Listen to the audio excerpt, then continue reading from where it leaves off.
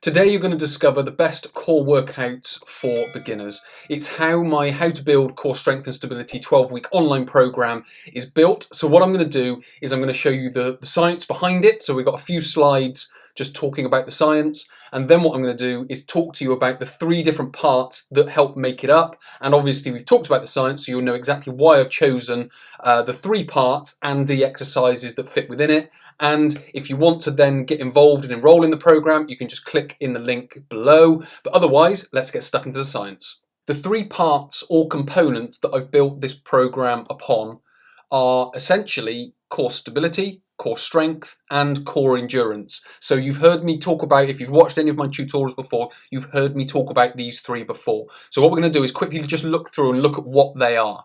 Now, in this first part, these 3 are the most important core abilities that ensure spine stability for force production and injury prevention. Now again, if you've watched any of my videos before, you've heard me talk about enhancing fitness and also reducing risk of injury. This is what I've tried to build the program out of. So we're trying to optimize and bring together these 2 apparent poles, because what most people do is they try and use exercises to either enhance performance or they use exercises to try and reduce risk of injury. I've found the exercises that bring these together, and it's built on what I'm sharing with you now. So if we look at core stability, it refers to the stabilization of the spine. So getting the spine into the correct position, and determines the efficiency of biomechanical function for maximizing force generation. So if we were then to take it and lift a big heavy weight from the floor, we are able to position the spine, which is going to make it stable to be able to produce the force that we need to lift that object. So that is what this program is about. It's about, number 1, getting the spine into the right position. Then we move on to core endurance, which is said to be the most crucial component of training because it supports core muscles in maintaining an efficient trunk position. So what we've done with core stability is we've put it in the good position.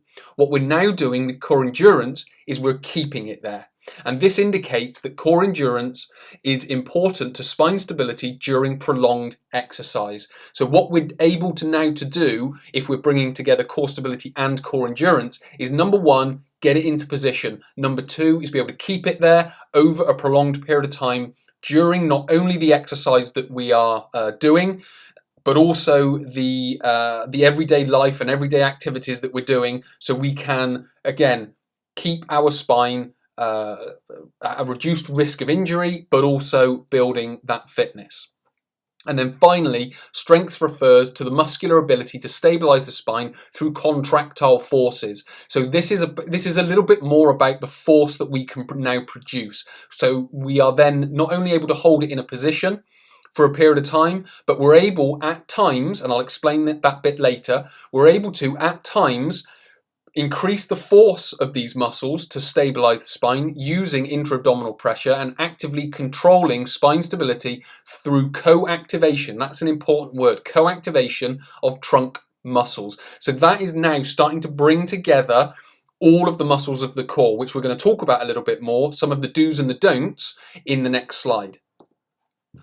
So what we've got is true spine stability, which builds on the back of what we've just talked about. And what I should say, I've got, this is the paper that this information has come from. If you go back to the previous slide, you'll see the paper where the previous information has come from. And I'll put these 2 in the description below. But true spine stability is achieved with a balanced stiffening from the entire musculature. So what we are trying to do, as we said in the core strength one, we're trying to bring these muscles together.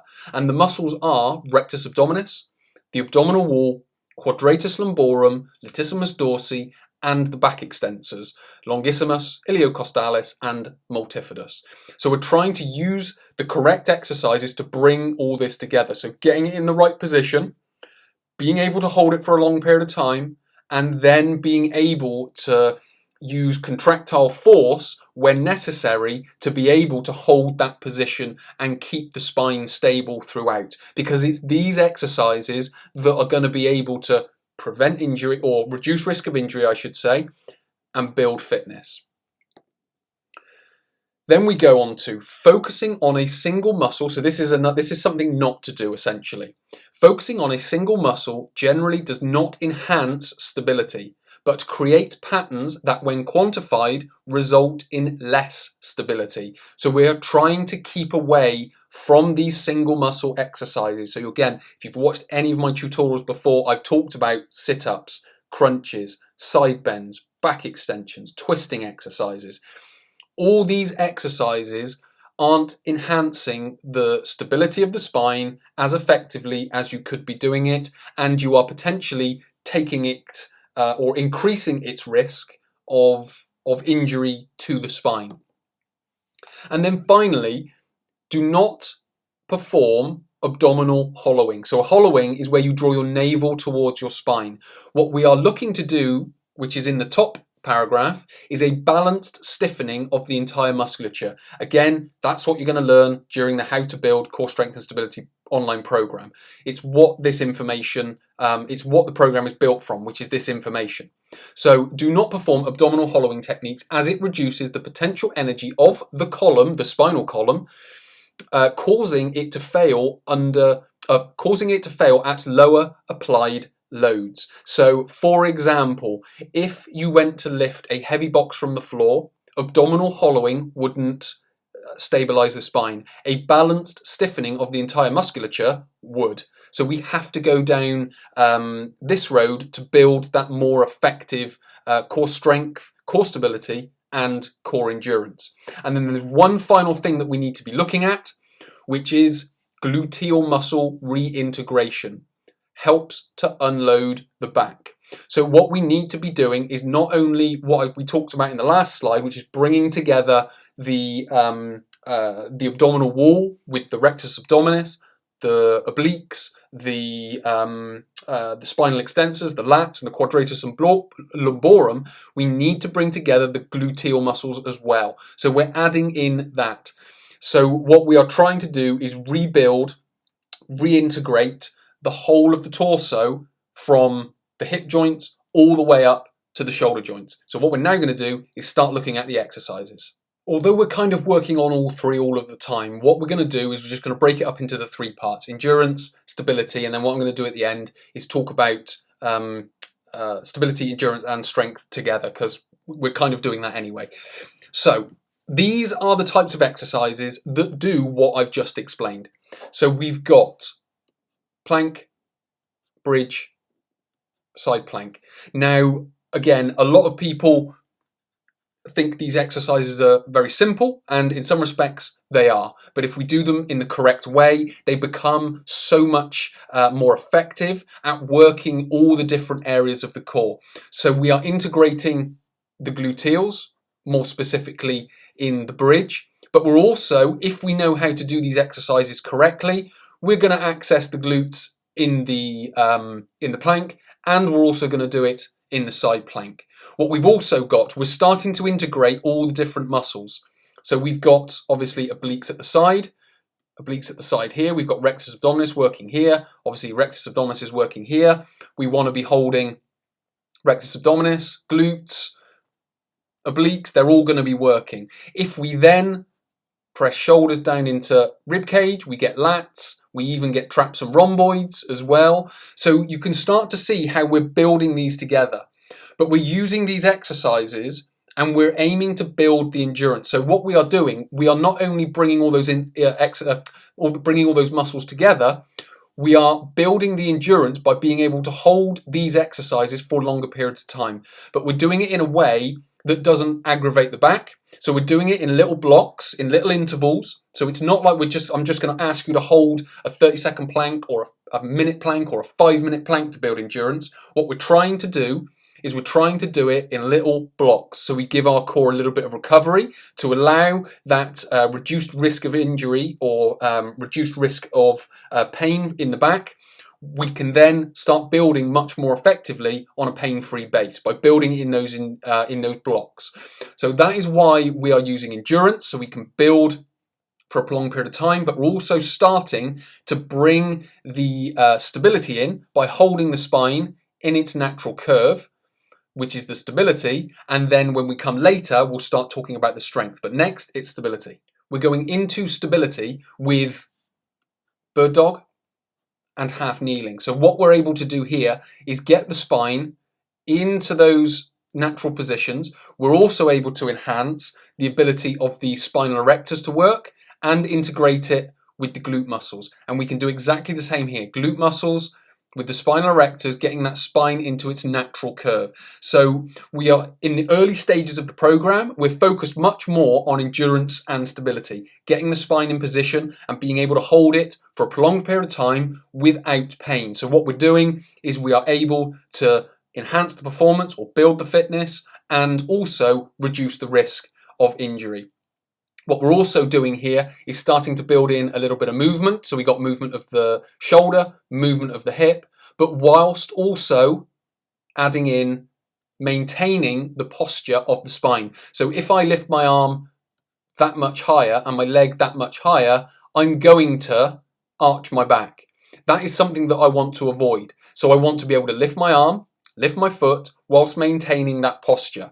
When we come on to half kneeling, as the program progresses, we go into moving the arms. So again, if I was to move my arms from this position all the way up, what I might find is that I start to arch my back again, which again, I don't want because I'm going to unstabilize the spine. So I want to be able to move my shoulders, move my hips without arching the spine whilst maintaining the posture of the position. So in this program, I'm trying to challenge your endurance. I'm also trying to challenge your stability. And then next, I'll talk about challenging strength.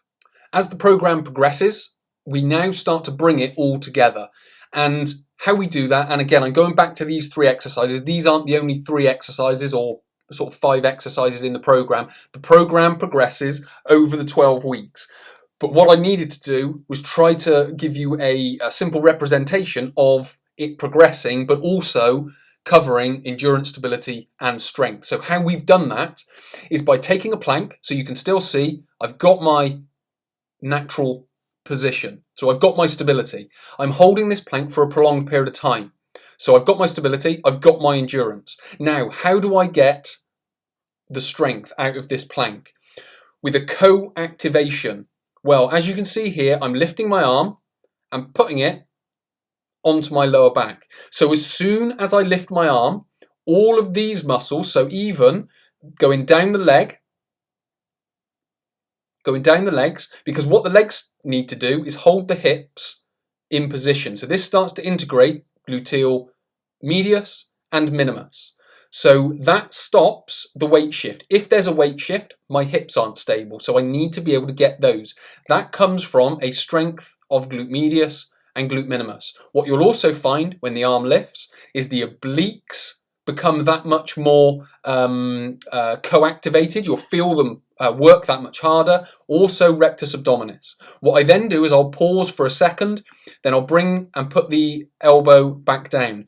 But again, to enhance the stability, I don't just get lazy when I put my hand down, because what happens then is the hips start to wobble. I then, as I put the hand down, I maintain the stiffness, maintain the position of the hips, maintain the stiffness through the torso. I put the arm down. What I then do is lift the other arm up and put it on the back, which is then going to change from this left side and move it over onto the right side. So that is how we bring together core endurance, holding the position, core stability, which is maintaining the spine in its correct position, and then strength by lifting the arm. And then finally, we come on to side plank, which we're doing essentially, we're taking the same concept and moving it into a side plank. So I'm holding a side plank with the correct posture of the spine. So I've got my stability. I'm also holding it for a prolonged period of time. So I've got my endurance. When I use strength, I'm not lifting an arm. As you can see, I'm lifting a foot. So I have foot on top, I lift it up, and then I tap the floor or place it on the floor. Again, hold it there for a second. Then I lift my foot back up, place it back on the other foot, hold it there for a second, and I do the same again. Same principle as what happened with my arms. As soon as I lift my foot, all of this part of the body has to work that much harder. So we've got lats, we've got obliques, we've got glutes. All of this works so much harder as soon as I lift that leg. And what I'm aiming to do is maintain the position of the hips. It's much easier when you've got 2 feet together, a little bit harder when you lift one up. Then finally, we've got the bridge. So again, this is then taking glutes, abs, obliques into a harder and more challenged posture and position by lifting one leg up. We can go into marching, so it's not quite as hard to start with. So we're spending less time, but then we move on to bridging a single leg for much longer periods. So you start to then, again, rebuild the whole torso with stability, which again is maintaining the position, endurance, which is holding that position for a prolonged period of time, and then using these strategies of lifting arms and lifting legs, amongst other things I must add, to be able to get the strength into it as well. So that is how my How to Build Core Strength and Stability program works, and that is how you can build your core and build the best core that you can have that enhances your fitness and prevents your injury. So many thanks for watching. My name is Chris from Christopher Holt Training. I hope to see you in the program.